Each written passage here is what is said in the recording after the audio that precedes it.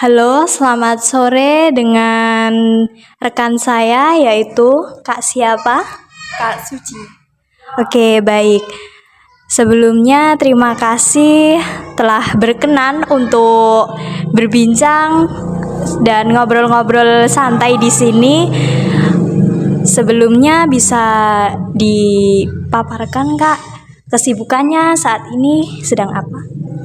Oh, untuk saat ini saya sendiri juga masih kuliah di sebuah universitas Islam yaitu di UIN Salatiga dan saya masih semester 4 dan kebetulan ini saya liburan jadi saya pulang. Oke, baik. Langsung saja masuk ke inti obrolan kita yaitu mengenai problematika yang ada di masyarakat. Jadi nanti aku akan tanya-tanya nih Kak, kayak apa pendapat Kakak tentang problematika yang sedang ada di Desa Sidomukti saat ini. Oke, yang pertama yaitu kita akan membahas tentang problematika sosial yang ada di masyarakat yang terkhusus pada isu jalan rusak dan juga pembuangan sampah yang sembarangan. Bisa dijelaskan apa yang sedang Kakak amati terkait kondisi jalan di lingkungan atau di Desa Sidomukti saat ini? Untuk jalan sendiri memang terutama di daerah saya sendiri yaitu di Desa Sidomukti, lebih tepatnya di Dusun Karanganyar. Memang jalannya itu sangat-sangat rusak ya. Mungkin ada beberapa yang sudah diperbaiki namun itu tidak seluruhnya. Masih ada beberapa yang masih bolong-bolong dan belum ada perbaikan sampai saat ini. Oke, jadi masih banyak yang rusak begitu ya? Ya. Terus apa sih dampaknya terhadap warga, terhadap khususnya anak-anak ataupun ibu rumah tangga ataupun kayak para pekerja yang lainnya?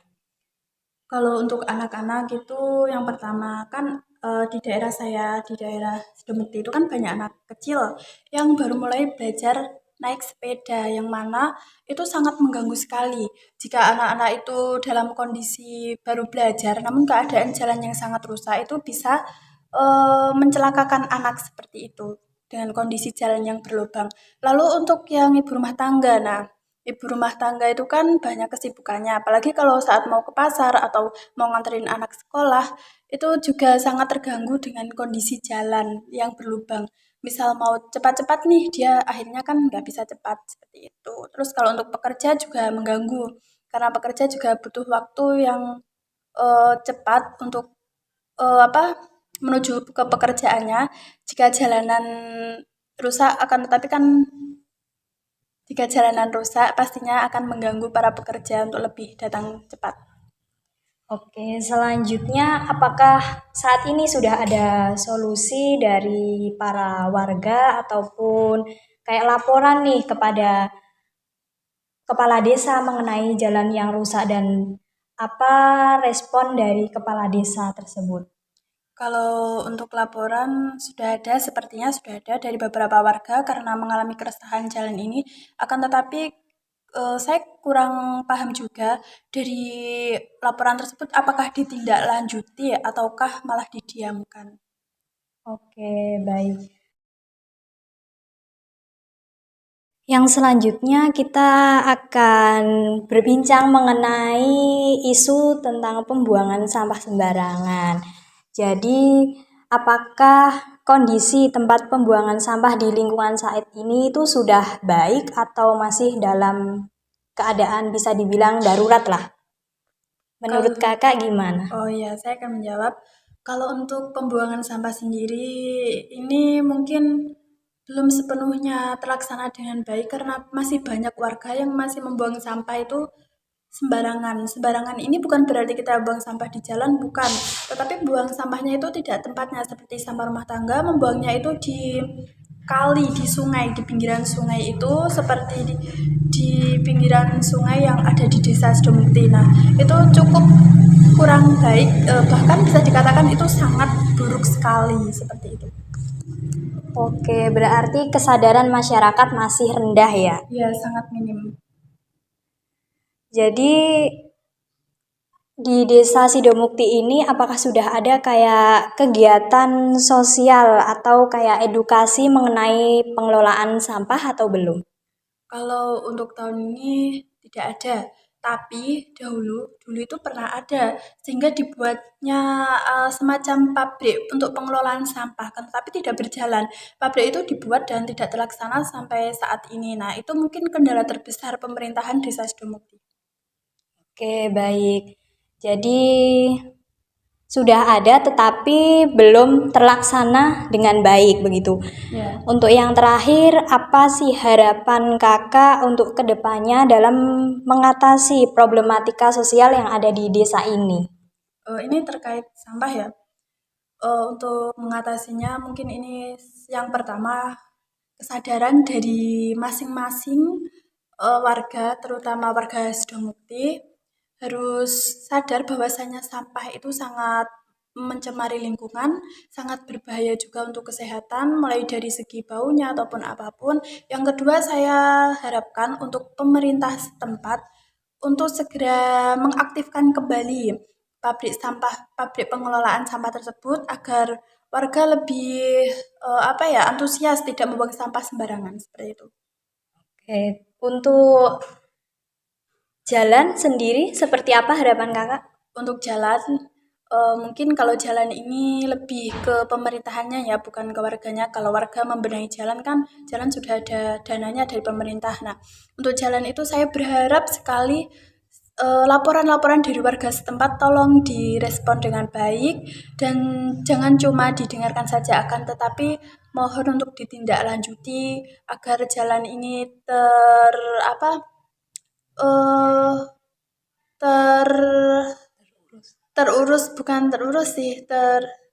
menjadi lebih baik dengan sebagaimana mestinya agar tidak menghambat aktivitas warga ataupun membuat keresahan pada warga.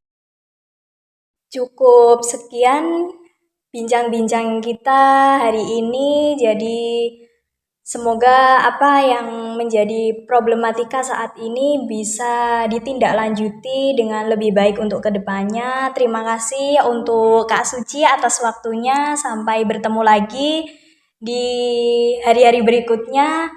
Dan semoga kuliahnya lancar, bisa lulus dengan predikat cum laude. Amin.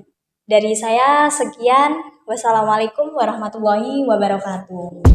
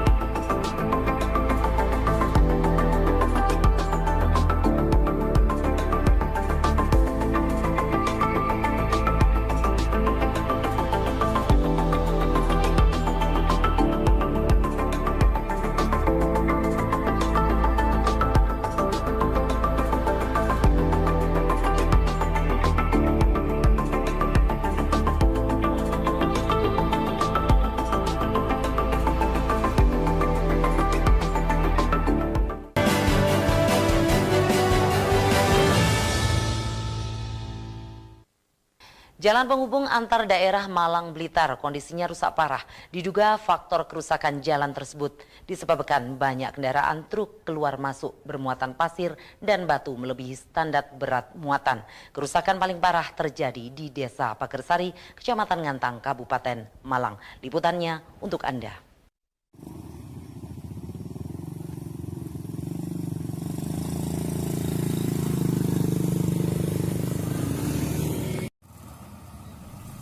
Jalan yang menghubungkan dua daerah yaitu Kabupaten Malang dengan Kabupaten Blitar kondisinya rusak parah.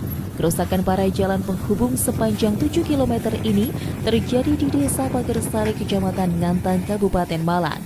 Kondisi jalan penghubung antara daerah rusak parah ini terjadi sejak 3 tahun lalu, hingga kini belum mendapat perhatian dari pemerintah Kabupaten Malang.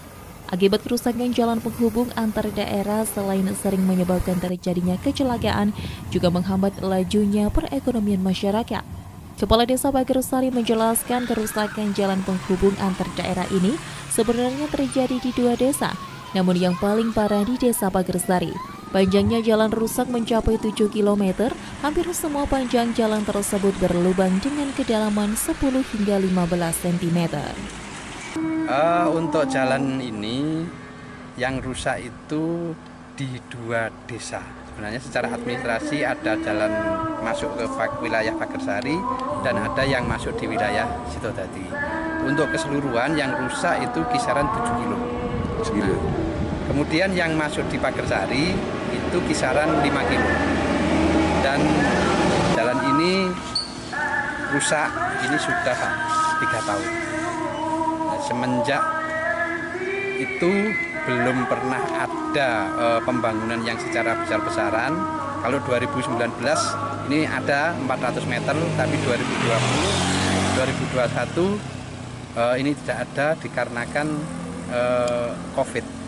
Jadi semua anggaran nampaknya ini kena refocusing untuk penanganan COVID. Makanya selama 2 tahun lebih tidak tersentuh oleh pembangunan. Kami memaklumi karena keterbatasan anggaran daripada Kabupaten Malang, terutama di Kecamatan, ini antara anggaran yang tersedia dengan panjang jalan ini yang tidak seimbang. Maka dari itu kami berharap sebenarnya jalan ini bisa naik status dari jalan kabupaten menjadi jalan provinsi. Mengapa? Karena jalan ini menghubungkan 2 wilayah kabupaten antara Kabupaten Malang dengan Kabupaten Blitar. Kemudian bahwa jalan ini adalah jalan poros. Jadi kalau warga Kasembon, warga Pujon, warga Ngantang mau ke ibu kota Kepanjen, ya lewatnya di sini. Kemudian mereka yang dari Blitar, Tulungagung, Trenggalek itu kalau mau berwisata ke Batu itu aksesnya juga lewat Batu. Makanya kami berharap mungkin dalam kurun waktu 2-3 tahun lagi ini sudah bisa selesai total dari 7 kilo yang rusak tadi, karena pengaruhnya ini sangat luar biasa, baik dari sisi ekonomi maupun dari kelancaran yang lain. Pemerintah desa setempat berharap kepada pemerintah Kabupaten Malang selain segera melakukan perbaikan, juga meningkatkan status jalan yang semula jalan daerah meningkat menjadi jalan provinsi. Dari Kabupaten Malang, Yan ATV melaporkan.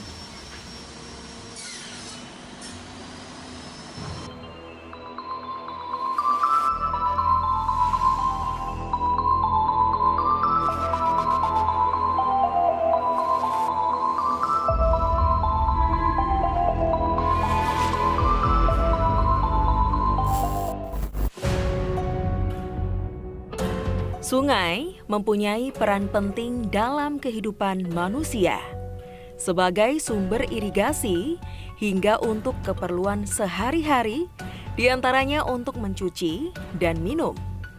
Namun, perilaku manusia membuat sungai kotor dan tercemar, sehingga kehilangan fungsinya untuk mendukung kehidupan manusia.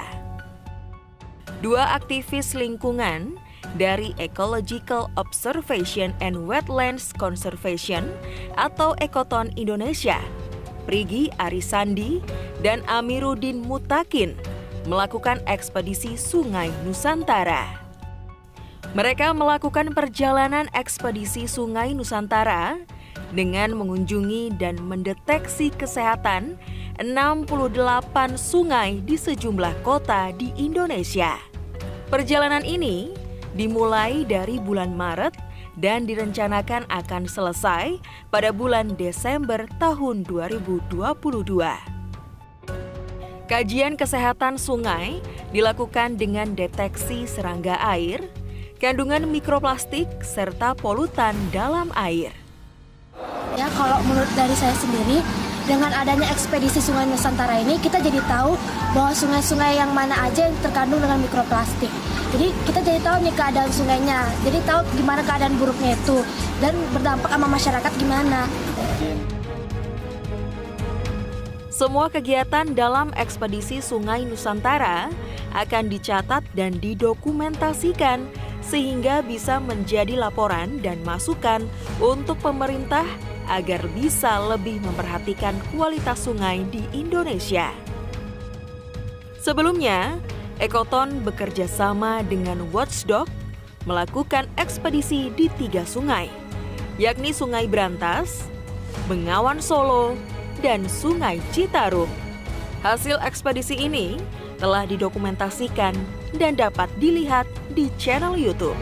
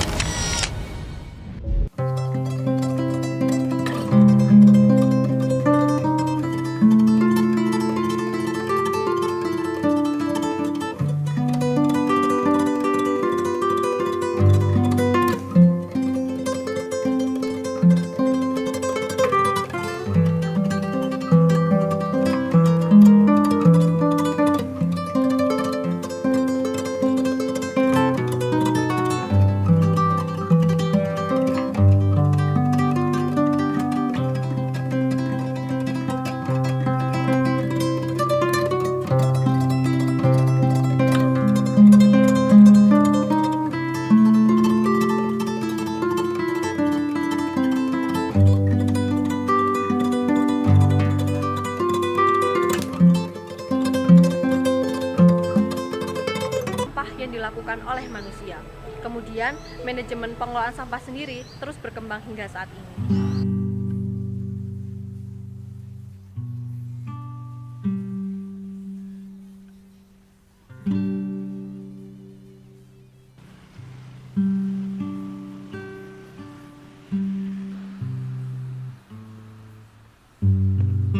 Sejarah pengelolaan sampah abad ke-20 dimulai ketika pemerintah kolonial merasa bahwa ada yang tidak beres dalam hal pengelolaan lingkungan dan tata kota, serta tingkat higienitas atau kebersihan kota, khususnya di kampung-kampung.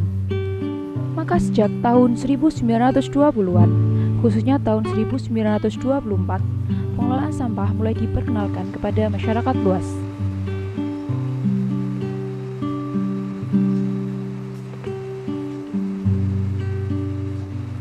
Pengelolaan sampah yang awalnya hanya dibakar ataupun dibuang ke sungai-sungai mengakibatkan munculnya bibit-bibit penyakit yang dapat menjangkiti warga pribumi maupun kolonial Belanda. Akan tetapi, sistem baru yang diterapkan oleh pemerintah kolonial ini dirasa masyarakat sangat memberatkan mereka, karena yang awalnya mereka hanya tinggal membuang atau membakarnya, karena adanya sistem baru tersebut mereka harus mengumpulkannya. Sempat muncul beberapa gerakan-gerakan di beberapa kampung terkait dengan penerapan sistem pengelolaan sampah ini. Salah satunya di daerah Pelampitan di dekat Peneleh. Di sana warga menolak untuk mengumpulkan sampah di tempat yang telah ditentukan. Mereka beranggapan bahwa sampah tersebut adalah sampah mereka sendiri, sehingga mereka menolak mengeluarkan biaya untuk pengelolaan sampah tersebut. Manajemen pengelolaan sampah di Surabaya terus mengalami kemajuan yang pesat, utamanya sejak teknologi dan mesin pemusnah sampah atau insinerator digunakan. Bahkan TPA di Benowo menjadi teladan pengolahan sampah nasional.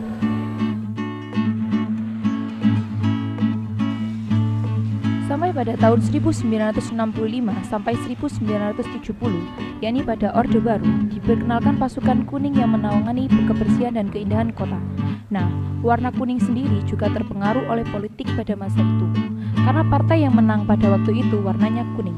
Meski begitu, kesadaran masyarakat untuk membuang sampah di tempat yang sudah disediakan masih sangat minim. Bahkan, tong-tong sampah yang telah disediakan justru dibiarkan kosong dan diangkuti ke rumah masing-masing. Namun, pengelolaan sampah semakin modern. Seiring dengan perkembangan zaman dan teknologi, alat-alat yang digunakan juga semakin modern. Tong-tong sampah juga tidak hanya kuning lagi. Manajemen pengelolaan sampah semakin teratur dengan pemilahan sampah organik, non-organik dengan membedakan warna tong sampah seperti merah, biru, dan sebagainya. Sejarah pengelolaan sampah di Surabaya terus mengalami perkembangan. Seiring dengan meningkatnya jumlah penduduk dan industri yang tidak pernah tidur, maka dipastikan pengolahan sampah di Surabaya juga tidak akan berhenti. Buanglah sampah pada tempatnya. Jangan lupa like, subscribe, and komen di bawah ini. Saya Noviani Marentol Hakim dan kru pamit undur diri. Sampai jumpa. Salam generasi. Terima kasih Anda masih bersama kami di Net Jawa Timur. Sampah selalu menjadi masalah bagi kota-kota besar, namun tidak untuk kota Surabaya. Sejak tahun 2004, pemerintah kota Surabaya mengolah sampah hingga tidak lagi menumpuk di sudut-sudut kota. Bagaimana pengolahan sampah di Surabaya? Kita ikuti penelusuran Mahesa Pingin Tahu.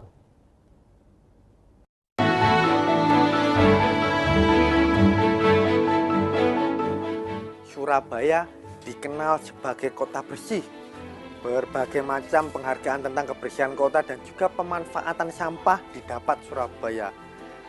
Tapi bagaimana sih cara Surabaya itu mengolah sampah? Bagaimana cara Surabaya mendistribusikan sampah dan bagaimana cara Surabaya mencegah agar sampah itu tidak menumpuk? Masih banyak sekali pertanyaan yang ada di Mahesa karena Mahesa pengen tahu aja.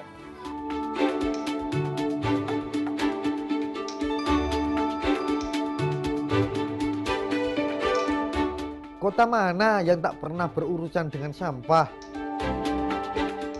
Sampah selalu jadi masalah. Tapi tidak bagi kota Surabaya. Kota terbesar nomor 2 di Indonesia ini lambat laun merdeka dari sampah. Memang setiap hari sampah yang terkumpul di Surabaya mencapai 1.200 ton. Namun sampah-sampah tersebut bisa terkelola dengan baik. Mahesa jadi pengen tahu bagaimana Surabaya mengelola sampah-sampahnya. Katanya tulang punggung pengelolaan sampah ada di tangan warga. Mahesa jadi ingin tahu apakah warga memang sudah sadar untuk mengelola sampah di sekitarnya.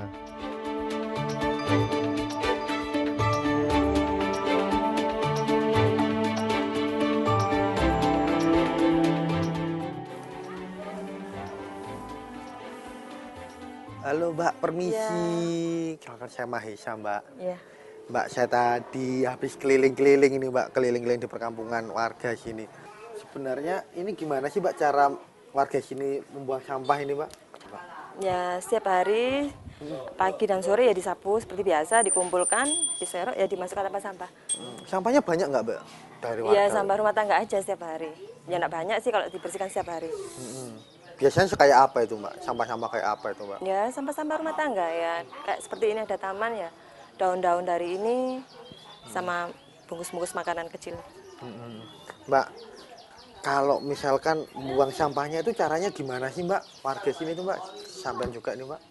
Ya disapu seperti biasa, habis itu dikumpulkan ya dibuang di tempat sampah. Dibuang Jadi di satu tempat seperti sampah ini. ini? Iya, jadi satu. Kayak gitu kalau membuang itu langsung dibuang saja apa dibedakan Mbak? Tempatnya sampah jadi satu, cuman kan kalau untuk yang basah ditaruh plastik, baru diikat dimasukkan tempat sampah seperti itu. Mbak, terima kasih banyak waktunya Mbak. Ya. Saya sekarang dapat informasi banyak tentang gimana sih jaga kampung ini bersih. Tapi saya masih pengen keliling lagi Mbak. Pengen lihat tempat-tempat lain, cara ngelola sampah di tempat lain. Iya. Mari Mbak. Mari.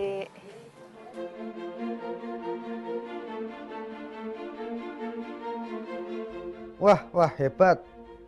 Dari lingkungan kecil saja sampah sudah bisa terkelola. Tapi itu tidak cukup. Jika di tempat pembuangan sementara sampah-sampah tidak lagi dipilah. Mahesa dapat info.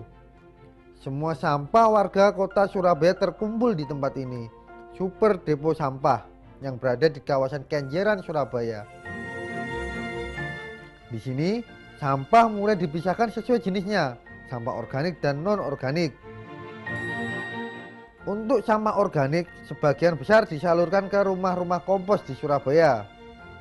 Sedangkan sampah non-organik seperti plastik dan kertas, sebagian didaur ulang. Sayang, Mahesa tidak bisa melihat secara langsung bagaimana daur ulang sampah-sampah non-organik tersebut. Karena super depo sampah ini masih dikelola pemerintah Jepang.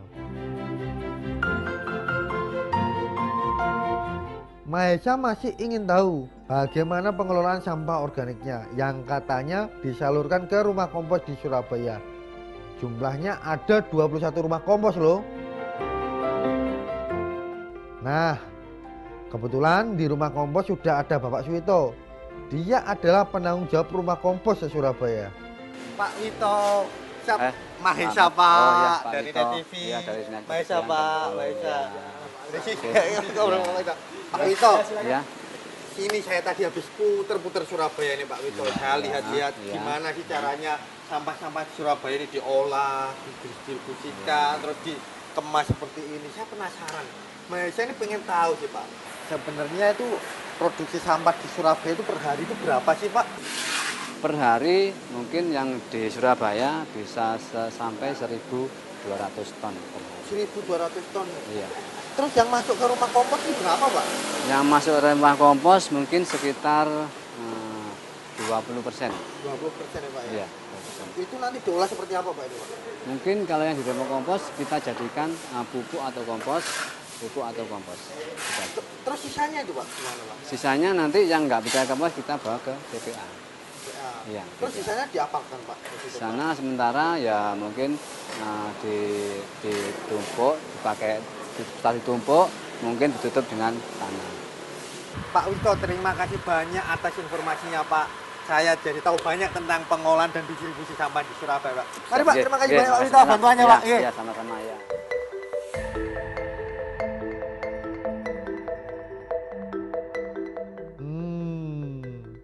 Kini Mahesa sudah tahu bagaimana pengelolaan sampah di kota Surabaya. Meski hanya 30% sampah organik yang bisa dikelola, paling tidak bisa mengurangi tumpukan sampah yang ada di sudut-sudut kota. Mahesa ingin tahu apakah pengelolaan sampah di kota Surabaya ini sudah bagus. Mahesa akan menanyakan pada ahlinya, Profesor Dr. Haryo Sulistiarso, pakar tata kota dari ITS Surabaya. Permisi Prof. Oh, silakan. Alhamdulillah, gimana kabarnya? Iya baik. Sehat Prof? Ya, lagi alhamdulillah. sibuk-sibuk baca Prof? Ya gitulah, kalau pas ada di waktu luang biasanya baca-baca aja. Prof, ini saya mau tanya-tanya ini tentang sampah sedikit Prof. Oke. Mari, boleh saya duduk? Silakan. Ya. Prof, Ya. tadi saya sudah keliling-keliling Ya, kota Surabaya, lihat ini bagaimana sampah diolah, bagaimana sampah didistribusikan. Ya. Ini Mahesa pengen tahu nih Ya, Prof. gimana? Sebenarnya sistem distribusi dan pengolahan sampah di Surabaya udah bener nggak sih Prof? Sampah itu sekarang sudah mulai dilihat sebagai semacam emas hitam yang bisa ditambang. Ini menariknya. Ya, di sini kalau Surabaya, tadi Mas Mahesa ya, kalau tanya mengenai Surabaya, nah karena ketidaksiapan di awal, kira-kira sekitar tahun 2004-2005 kemarin mulai dipikirkan bagaimana memecahkan ke depan Surabaya, sehingga proses pengolahan sampah yang kita kenal sebagai 3R ya, jadi reduce, reuse, dan recycle itu diterapkan, tapi tidak bisa fungsi optimal. Ya, itu ceritanya. Karena sudah banyak ceritanya, tapi pendeknya itu juga bisa berjalan optimal jika perilaku masyarakat, mindset masyarakat juga ikut berubah. Ya, artinya masyarakat ini urusan bukan saya, pokoknya jadi sampah silakan buang begitu saja. Belum lagi pemilahan sampah sejak di awal itu di sini, kesadaran masyarakat itu relatif rendah, sangat rendah. Itu Mas Mahesa. Itu yang mengawali problem-problem sampah di baik di sumbernya, bahan sampahnya maupun usernya, orangnya. Siap, terima kasih banyak Prof. Ya. Saya sudah mendapat banyak informasi dari Profesor tentang sampah di Surabaya ini. Tapi saya masih pengen lanjut keliling-keliling, lihat-lihat di tempat-tempat lain ini Prof. Saya pengen tahu seperti apa sih pengolahan sampah di sana. Ya, satu tambahan lagi mungkin Mas Mahesa ya. Jadi sekali lagi ini menarik bagi semua pihak. Sekali lagi bahwa program sampah apapun baiknya, selama masyarakat tidak mendukung, itu juga tidak akan bisa berhasil optimal ya, karena kuncinya juga penimbul sampah sementara masyarakat sendiri. Berarti ini PR pemerintah Kota Surabaya ini untuk menyadarkan warganya ini. Oke, terima kasih banyak ya, Prof. sama-sama atas waktunya. kedatangan juga Prof. ini ya, salam untuk semuanya ya.